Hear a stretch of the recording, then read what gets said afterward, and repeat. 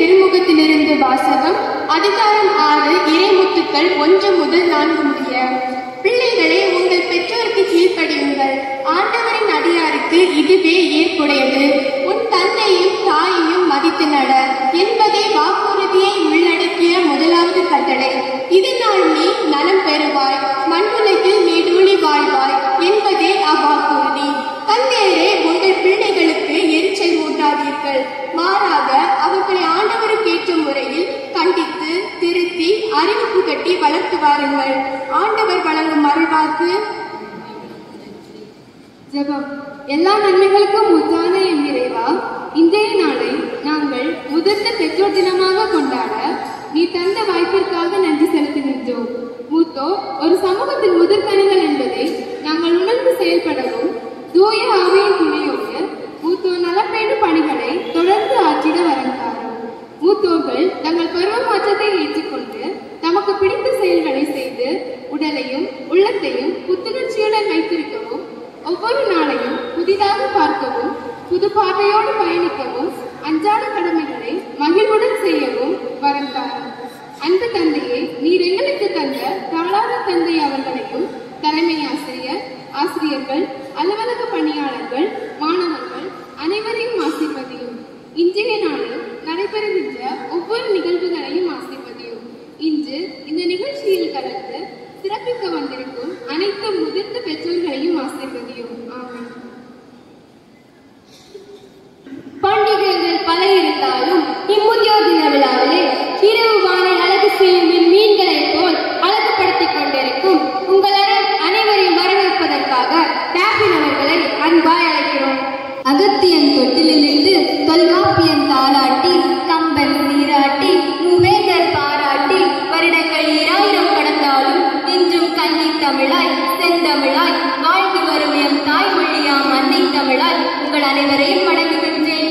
இந்த முதியோர் தின விழா இனிதே நடைபெற நல்லதொரு கால சூழ்நிலையை நல்கிய இறைவனை வணங்கி எனது வரவேற்புரையை தொடங்குகின்றேன். படிப்பதற்கு வசதியும் வாய்ப்பும் கிடைத்தால் எந்த ஏழை குழந்தையும் சிறந்த கல்வியும் உயர்ந்த பதவியும் வகிக்க முடியும் என்று ஏழைகளுக்கு துடைக்க பாடுபடும் நம் பள்ளியின் தாளாளர் அவர்களை இக்கூட்டத்திற்கு வருக வருக என வரவேற்கிறேன். அடுத்தபடியாக மூச்சு மறந்தாலும் பேச்சு மறந்தாலும் தம் பணி மறவாமல் அன்பின் உறைவிடமா வெற்றியின் படிக்கட்டாய் சகோதரர் எட்வின் ஜோசப் அவர்களை இக்கூட்டத்திற்கு வருக வருக என வரவேற்கிறேன். விழுந்து கிடந்தால் சிலந்தியும் நம்மை சிறை பிடிக்கும், எழுந்து நடந்தால் எரிமலையில் வெளி கொடுக்கும் என்று தன்னம்பிக்கை என்னும் நெருப்பு பொறியை தனக்குள் தாங்கி எண்ணியது எண்ணியவாறு முடிக்கும் ஆற்றல் கொண்ட நமது பள்ளியின் முதல்வர் அவர்களை இக்கூட்டத்திற்கு வருக வருக என வரவேற்கிறேன். 1000 புத்தகங்களை கொண்ட நூலகத்திற்கு சமம் தாத்தா பாட்டி கொண்ட வீடு.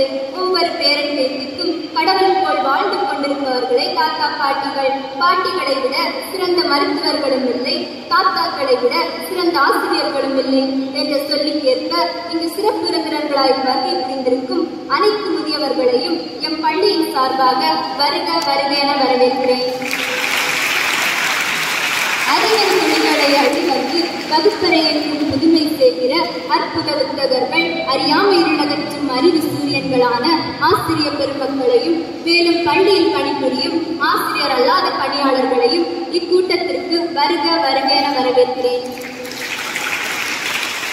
கேடில் விழுச்செல்வம் கல்வி ஒருவருக்கு நாடல்ல மற்றையவை என்ற வள்ளுவரின் வாக்குக்கிணங்க கல்வி செல்வத்தை பயிலும் என்னுடன் படிக்கும் மாணவ மாணவிகளை இக்கூட்டத்திற்கு வருக வருக என வரவேற்று நல்வாய்ப்பிற்கு நன்றி தெரிவித்து விடைபெறுகின்றேன். நன்றி, வணக்கம். இப்பொழுது நம் மரியாதையுடைய தாளாளர் தந்தை அவர்கள் சிறப்பு விருந்தினருக்கு பொன்னாடை போர்த்தி அழகுபடுத்துமாறு அன்புடன் கேட்டுக்கொள்கிறோம்.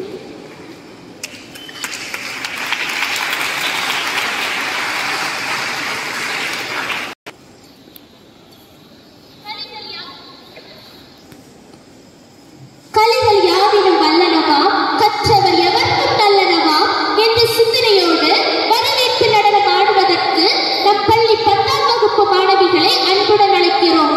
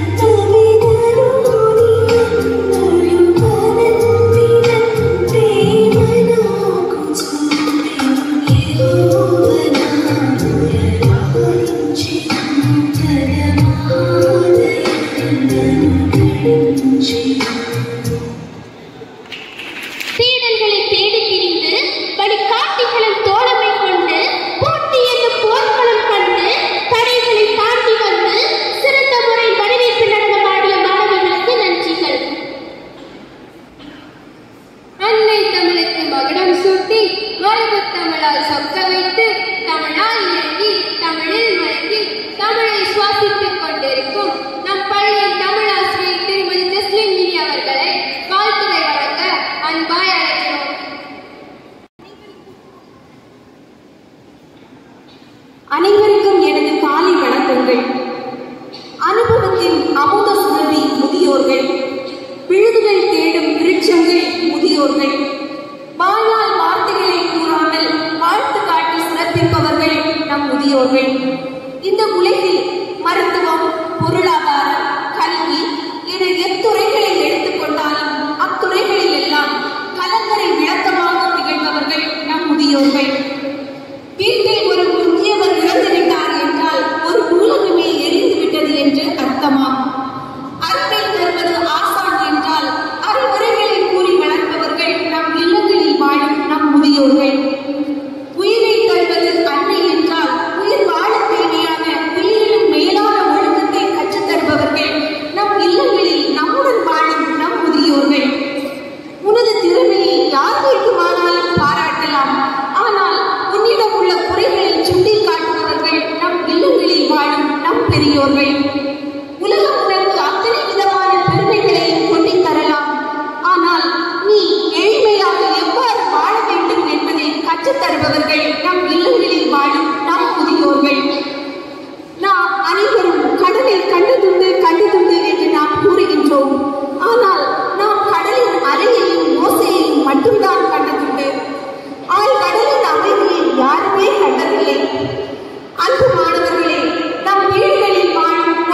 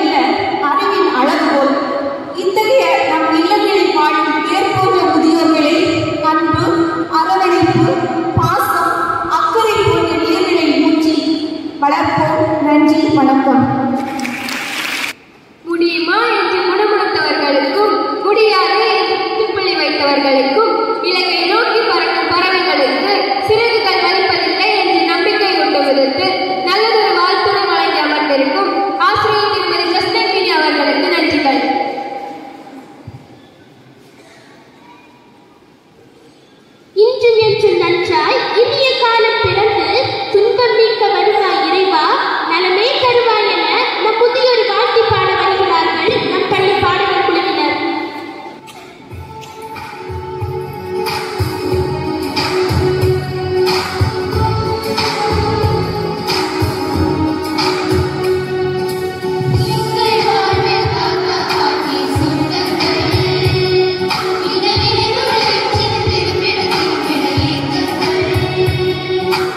இது ஒரு அழகிய நிலா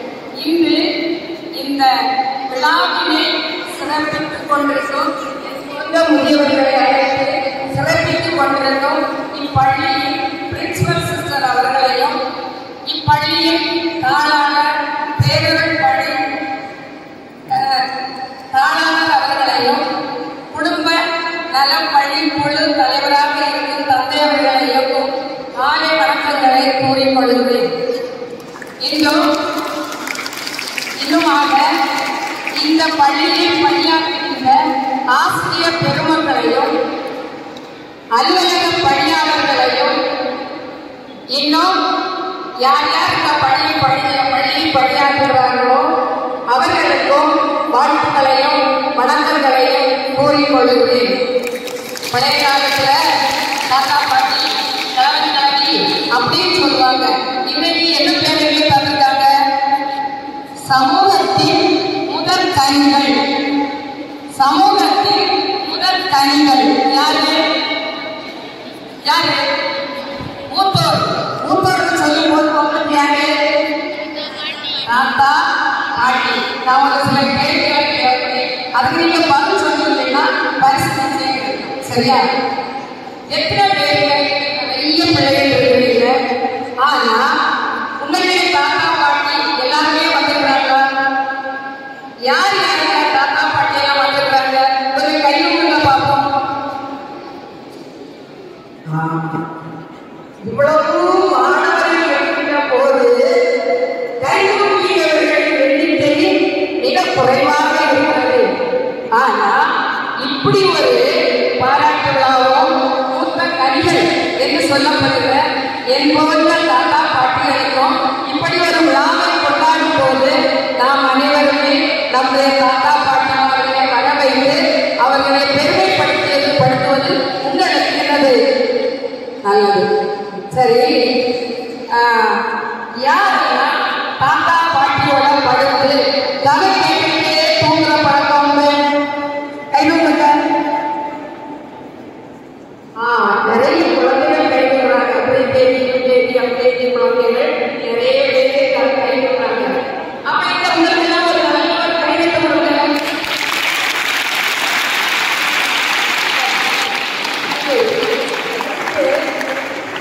இப்ப நாம எல்லாரும் எங்க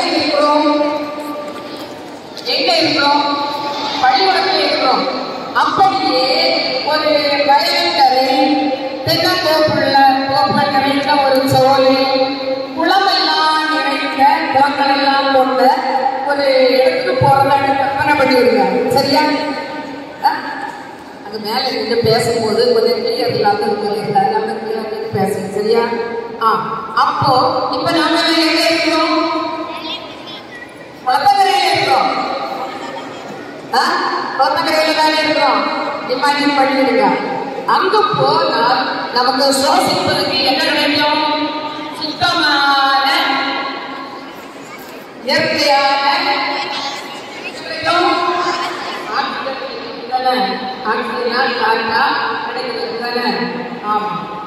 அங்கு அடிக்கடி நாம என்ன செய்யணும்?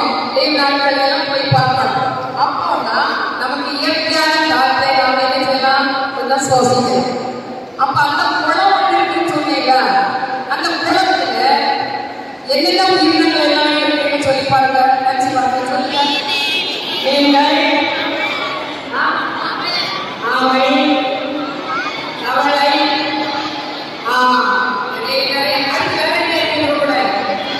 செடி கொடிகள், தாவரங்கள் எல்லாம் இருக்கிறாங்களா? அதுதான் வீடுகளுக்கு உணவாக இருக்கும். அப்படி எல்லாமே கிடைக்கும். அப்போ நான் ஒரு விடுதலை போட்டியை பார்க்கறேன். சொல்றாங்க, யார் சொல்றாங்க? ஆன்சர் தெரிஞ்ச உடனே கையை கொடுக்கணும். ஓடு மீன் ஓட உருமி பருமளவும் வாடியிருக்குமா? டேஷ்.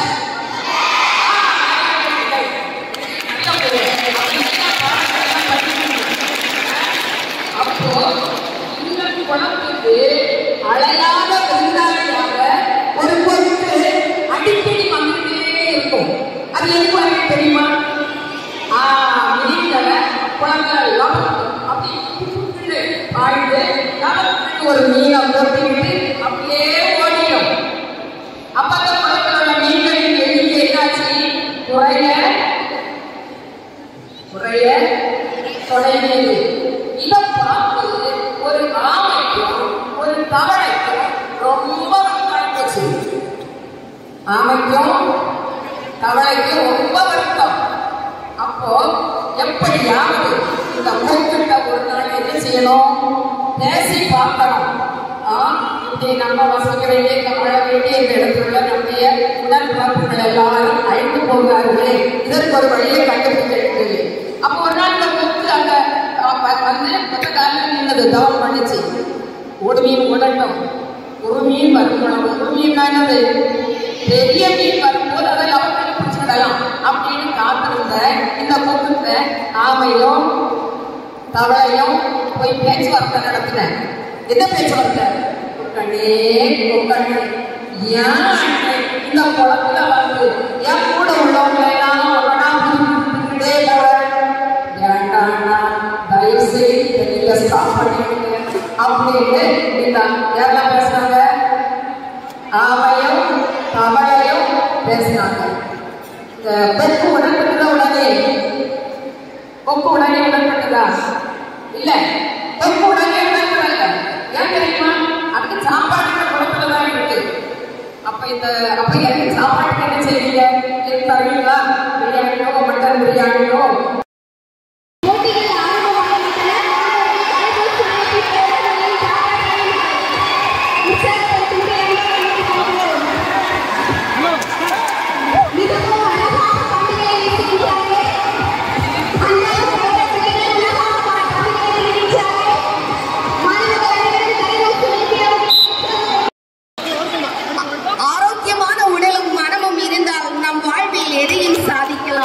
இக்காலத்தினை மனதிலே கொண்டு அனைத்து பாட்டிகளும் இந்த இடத்தை போட்டியில் கலந்து கொண்டிருக்கின்றார்கள். அன்பார்ந்த மாணவர்கள் அனைவரும் அவர்களை கரகோஷம் எழுப்பி உற்சாகப்படுத்தும்படி அன்பாய் கேட்டுக்கொள்கின்றேன்.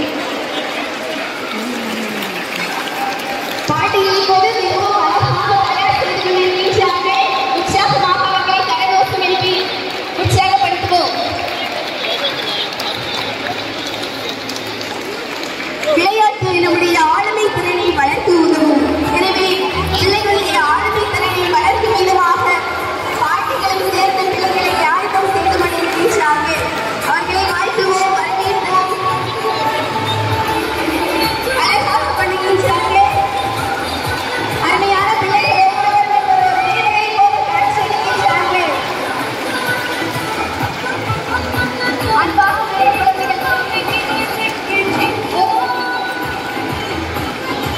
ஓடி விளையாடு பாப்பா.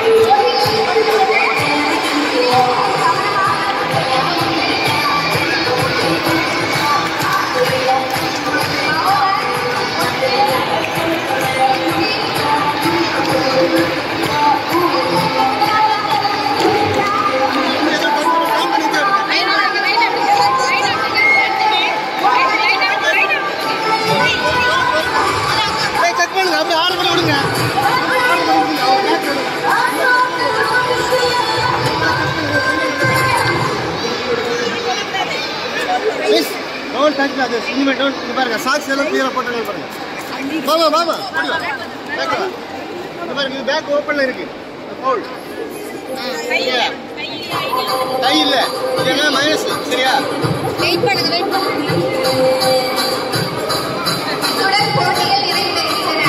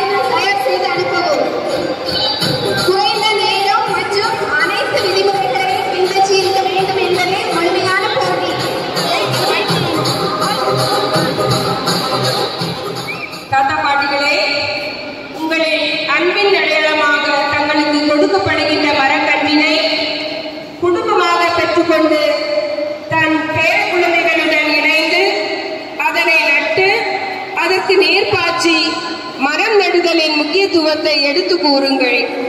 மரம் நடுவோம், மழை பெறுவோம்.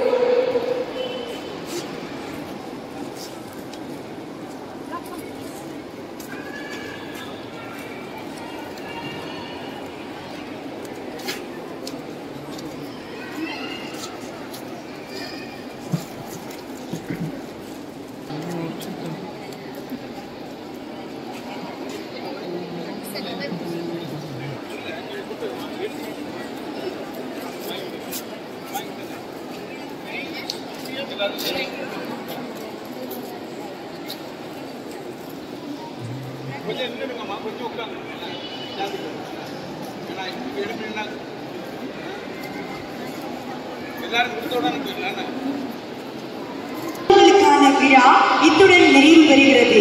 நீங்கள் அனைவரும் மகிழ்ச்சியுடனும்